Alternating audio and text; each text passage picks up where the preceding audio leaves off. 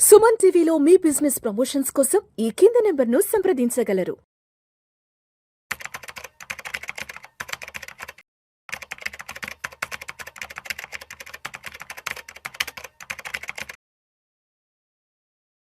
నమస్తే అండి, welcome to Suman TV. నేను మీ వెల్లి చక్రధర్. ఇప్పుడు కొత్తగా వచ్చిన ఎన్ఎఫ్ఓస్ మనకు ఉన్నాయండి మార్కెట్లో. మనకి ఎస్ఐఎఫ్ నుంచి స్పెషలైజ్డ్ ఇన్వెస్ట్మెంట్ ఫండ్ అంటారు. ఎస్ఐఎఫ్ అంటే చాలా మనం వీడియోస్ చేసాం ఎస్ఐఎఫ్ మీద.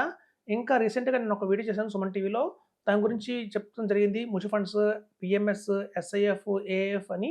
అయితే చాలామంది కామెంట్స్ పెడుతున్నారండి, ఎస్ఐఎఫ్ అంటే ఏంటి చెప్పండి, పిఎంఎస్ అంటే ఏంటి చెప్పండి అని. మనం కొన్ని వందల కొద్ది వీడియోస్ చేస్తున్నాం ఆల్రెడీ వీటి మీద. సో స్పెషలైజ్డ్ ఇన్వెస్ట్మెంట్ ఫండ్ అనేది కొత్తగా మనం సెబీ ఇచ్చిన ఒక మంచి అవకాశం అండి. ఒక మిడిల్ క్లాస్ ఇన్వెస్టర్స్కి మనం మినిమంగా పెట్టాల్సింది ఎంత అంటే 10 lakhs పెట్టాలి ఇందులో. సో 10 lakhs కనుక మనం మినిమంగా పెడితే మనకి అత్యధికంగా మంచి రిటర్న్స్ అయితే వస్తాయి ఇందులో. ఈ ఎస్ఐఎఫ్స్లో వచ్చి మనకి టూ కేటగిరీస్ ఉన్నాయండి. ఒకటి ఏంటంటే మనకు వచ్చి equity long and short fund అంటారు.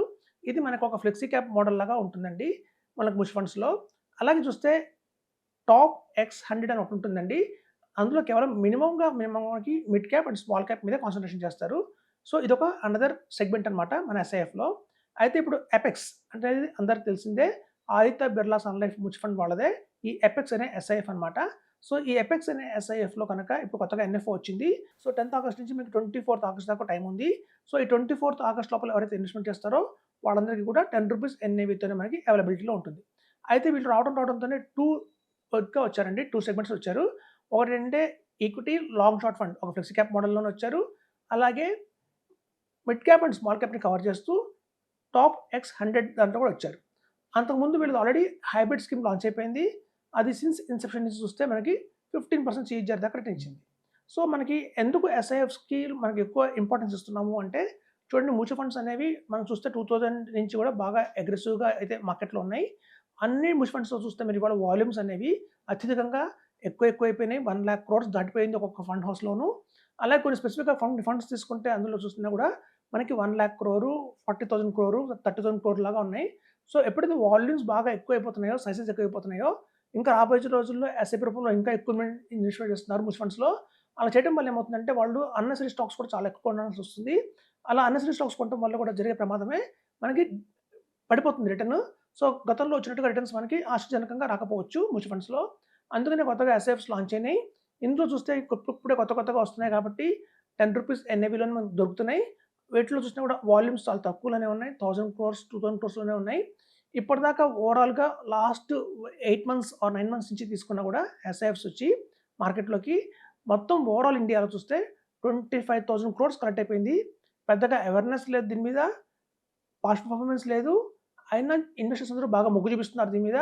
ఇప్పటికే 25,000 crores అయిపోయింది అంటే 2030-35 కల్లా కూడా అమాంతం ఇండియాలో వన్ ఆఫ్ ద బెస్ట్ ఇన్వెస్ట్మెంట్గా ఇది రూపుదిద్దుకుంటుందని చెప్తున్నాను.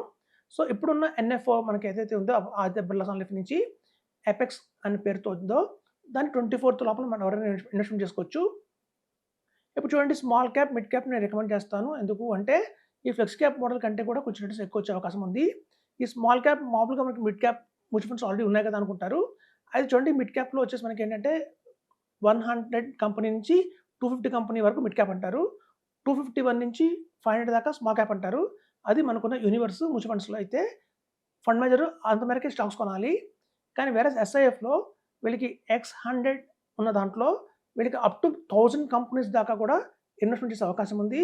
చూడండి, కోవిడ్ తర్వాత ఇండియాలో చాలా అవేర్నెస్ అయితే బాగా పెరిగింది.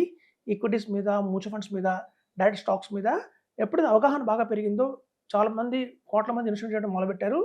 సో మనకి చూస్తే 500 కంపెనీస్ ఏవైతే మార్కెట్లో ఉన్నాయో ఇవాళ మార్కెట్లో వాటి వాల్యుయేషన్ బాగా ఎక్కువైపోయింది.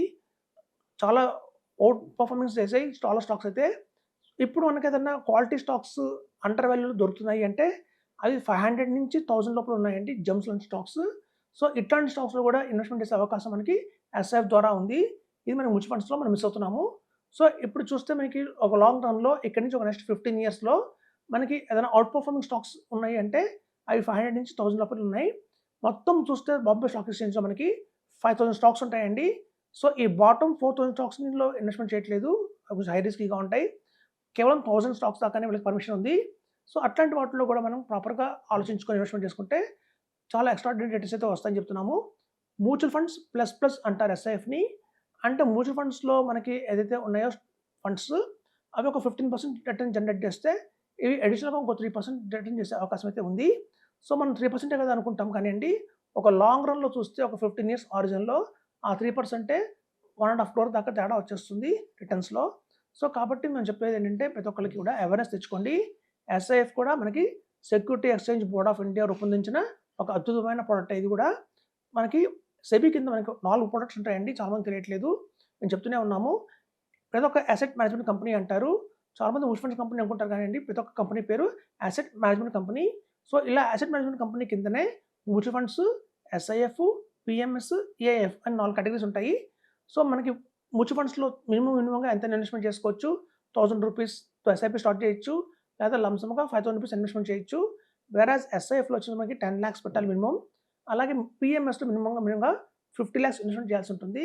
ఏదైతే అందరికంటే ఎక్కువ ఏఐఎఫ్ ఉందో ఆల్టర్నేట్ ఇన్వెస్ట్‌మెంట్ ఫండ్ అనేసి అందులో మినిమంగా పెట్టాల్సింది 1 క్రోర్.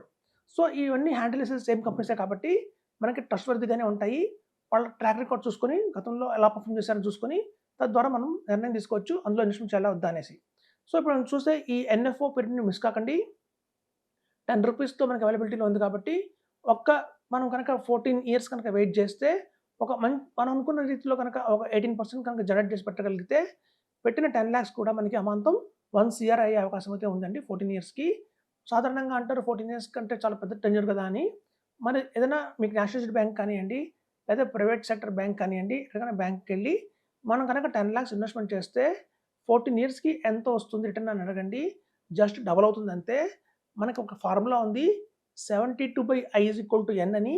సో, 72 కింద మీరు ఇవాళ మార్కెట్‌లో ఉన్న 6% పెడితే గనక మనకు అమాంతం మనకి ఒక 12 ఇయర్స్ దాకా టైం వస్తుందండి.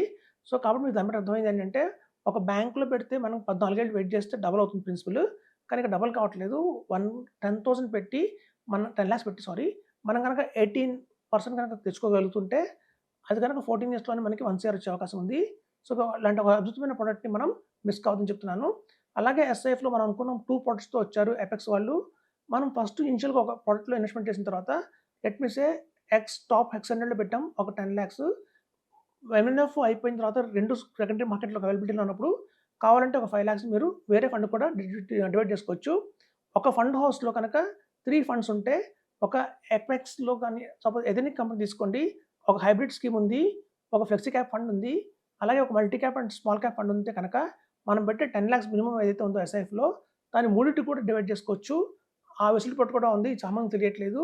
3 లాక్స్ హైబ్రిడ్ స్కీమ్‌లో, 3 lakhs flexi cap model equity long short ఫండ్‌లో పెట్టి ఒక 4 లాక్స్ టాప్ 100లో కూడా పెట్టుకోవచ్చు. ఆ 10 లాక్స్‌ని మనకు డివైడ్ చేసుకుంటే మీకు డైవర్సిఫికేషన్ కూడా అయిపోతుంది. తద్వారా అత్యధిక రిటర్న్స్ తెచ్చుకోవచ్చు. ఇప్పటిదాకా మీరు మ్యూచువల్ ఫండ్స్‌లో ఉన్నారు. గత 5 ఇయర్స్‌లో ఉన్నారు. మీ వాల్యూ ఆఫ్ ఇన్వెస్ట్‌మెంట్ ఏదైతే ఉందో ఇవాళ నెట్ అసెట్ వాల్యూ ఎంతుందో మీకు అది గనక 10 లాక్స్ అండ్ అబోవ్ ఉంటే కనుక మీరు మ్యూచువల్ ఫండ్స్ నుంచి షిఫ్ట్ అయిపోండి ఎస్ఐఎఫ్‌కి అని చెప్తున్నాను. సో, మీ దగ్గర చాలా కార్పొరేట్స్ ఉండొచ్చు మ్యూచువల్ ఫండ్స్‌లో. Mid cap and small cap మినహాయించి ఏదైనా అన్నెసెసరీ ఫండ్స్‌లో పెట్టారు.